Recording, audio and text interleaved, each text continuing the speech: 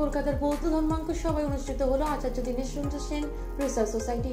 ভারতের পক্ষ থেকে দীনেশচন্দ্র সেন স্মৃতি স্বর্ণ পদক, বিশেষ সম্মান ও পত্রিকার প্রকাশ অনুষ্ঠান অনুষ্ঠিত হলো। উক্ত অনুষ্ঠানে উপস্থিত ছিলেন বৌদ্ধ ধর্মাঙ্ক সভা সভাপতি ডক্টর রতনশ্রী মহাথেরো, বনানী পত্রিকার সম্পাদক অধীর কৃষ্ণ মণ্ডল, প্রাবন্ধিক ও সাহিত্যিক নন্দলাল বাউলি, প্রকাশ প্রাণকৃষ্ণ মাঝি সহ আরো অনেকে। স্বর্ণপদক পান বাংলাদেশের রাজশাহী বিশ্ববিদ্যালয়ের নাট্যকলা বিভাগের অধ্যাপক ডক্টর আতাউর রহমান ও ভারতের বিদ্যাসাগর বিশ্ববিদ্যালয়ের বাংলা বিভাগের অধ্যাপক মনাঞ্জলি বন্দ্যোপাধ্যায়। ডক্টর দীনেশচন্দ্র সেন গবেষণা পরিষদ, ঢাকা, বাংলাদেশ থেকে স্বর্ণপদক পেলেন প্রাবন্ধিক দীপক কুমার মৃধা। দীনেশচন্দ্র সেন বিশেষ সম্মাননা পান ঢাকা জগন্নাথ বিশ্ববিদ্যালয়ের বাংলা বিভাগের চেয়ারম্যান অধ্যাপক ডক্টর মিল্টন বিশ্বাস, ডক্টর মোহাম্মদ আতাউর রহমান, বিধানচন্দ্র কৃষক বিশ্ববিদ্যালয়ের অধ্যাপক ডক্টর কল্যাণ চক্রবর্তী, কবি জয়দেব, মহাবিশ্ববিদ্যালয়ের অধ্যাপক ডক্টর বিমল কুমার ঠান্ডার, বিদ্যাসাগর বিশ্ববিদ্যালয়ের অধ্যাপিকা ডক্টর মনাঞ্জলি বন্দ্যোপাধ্যায় ও প্রাবন্ধিক ও কথা সাহিত্যিক দীপক কুমার মৃধা। সমগ্র অনুষ্ঠানটি পরিচালনা করেন আচার্য দীনেশচন্দ্র সেন রিসার্চ সোসাইটি, ভারতের সাধারণ সম্পাদিকা দেবকন্যা সেন ও সঞ্চালনা করেন বৌদ্ধ ধর্মাঙ্কুর সভার সাধারণ সম্পাদক অমলেন্দু চৌধুরী।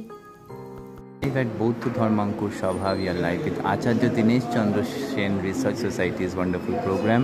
আর আজকে বিশেষ সম্মাননায় ভূষিত হতে চলেছেন ডক্টর মিল্টন বিশ্বাস, গবেষক এবং সাহিত্যিক। স্যার, প্রথমেই অজস্র অভিনন্দন সকলের পক্ষ থেকে। আমি প্রথমে ধন্যবাদ জানাচ্ছি আচার্য দীনেশচন্দ্র সেন রিসার্চ সোসাইটিকে, যে সোসাইটি হচ্ছে দীর্ঘদিন ধরে তার কার্যক্রম পরিচালনা করছেন, এবং সভাপতি ডক্টর অরূপ মিত্র এবং সম্পাদক দেবকন্যা সেন, ওনাদের সঙ্গে আছেন বিমল কুমার ঠান্ডার এবং আরও অনেকে, যারা এই সংগঠনকে পেয়ে গেছি ডক্টর দীপক কুমার মৃধা এবং ডক্টর বিমল কুমার ঠান্ডার। আমরা শুরু করছি বিমল ঠান্ডার স্যারকে দিয়ে। কর্মসংস্কৃতি নবীন প্রজন্মের কাছে পৌঁছে দিতে বদ্ধপরিকর, এই জন্য এই পত্রিকার দুটো সংখ্যা আমরা বছরে প্রকাশ করছি। আর আমাদের এর মধ্যে আছেন দীনেশচন্দ্র সেনের প্রপৌত্রী দেবকন্যা সেন, তার অনুপ্রেরণায় আমরা কাজগুলো করে যাচ্ছি। তিনি আর আমি যে যৌথ সম্পাদনায় নবরূপেশ্বর পত্রিকাটা বছরে দুটো সংখ্যা বের করছি। আরেকটা আছে বিবেক পত্রিকা, এটা বিবেকানন্দ বুক সেন্টার পাবলিশার, তার মুখপত্র, আমি এর সম্পাদক। আর এই দুটো পত্রিকার বিবেকানন্দ বুক সেন্টার থেকে প্রকাশ। আজকের অনুষ্ঠানটা যদি বাংলাদেশ ঠিক থাকতো তাহলে বাংলাদেশেই হতো। সেই অনুষ্ঠানে আমাকে স্বর্ণপদক প্রদান করা হতো। যেহেতু বাংলাদেশের রাজনৈতিক অস্থিরতা চলছে, সেই জন্য সেই স্বর্ণপদকটা এখানে আমার লেখা বই সুন্দরী একটি নৌকার জন্য প্রদান করা হবে। সেই জন্যে আমি এই সোসাইটি কর্তৃপক্ষকে অসংখ্য ধন্যবাদ ও অভিনন্দন জানাই। স্যার, আপনি তো কবিতা, গল্প, নাটক এরকম বিভিন্ন রকম লিখেছেন। কটা টোটাল গল্প লিখেছেন? আমি দেবকন্যা সেন দিদিকে, যিনি এই আয়োজনটি করেছেন, এবং এটি একটি অনন্য আয়োজন এবং আমার জন্য এটা বড় প্রাপ্তি বটে।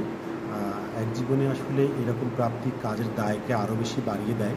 আমি মনে করি এই প্রাপ্তি, এই স্বর্ণপদক প্রাপ্তি আমাকে আরও দায়ী করে তুলছে এবং অনেক কাজের ভার চাপিয়ে দিচ্ছে। এভাবেই একটি রিসার্চ সোসাইটি যখন কোনো মানুষকে তার কাজের প্রতি আরও বেশি ডেডিকেটেড।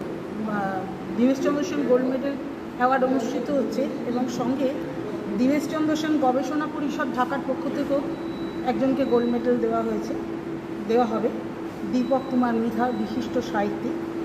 আর দীনেশ সেনের বিশেষ সম্মাননা হবে গবেষণামূলক বইয়ের ওপর আমরা সম্মাননা জানাবো একটু কয়েকজনকে। তার মধ্যে বাংলাদেশের পক্ষে আছে ডক্টর মিল্টন বিশ্বাস, চেয়ারম্যান জগন্নাথ বিশ্ববিদ্যালয়, মোহাম্মদ আতাউর রহমান, নাট্যকলা বিভাগ, রাজশাহী বিশ্ববিদ্যালয়, বাংলাদেশ, অধ্যাপক ডক্টর কল্যাণ চক্রবর্তী, উদ্যানবিদ, কৃষিচন্দ্র, সাহিত্যিক অধ্যাপিকা ডক্টর মনাঞ্জলি বন্দ্যোপাধ্যায়, লোকসংস্কৃতির গবেষিকা। সেজন্য দীনেশচন্দ্র সেন একজন লোকসংস্কৃতিবিদ হিসাবে আমার কাছে খুব গুরুত্বপূর্ণ একটা মানুষ, এবং তার ফোক লিটারেচার অফ বেঙ্গল, তার লেখা বই, এছাড়াও চন্দ্রকুমার দের দ্বারা তিনি যে অসংখ্য মৈমনসিংহ গীতিকা সংগ্রহ করিয়েছেন।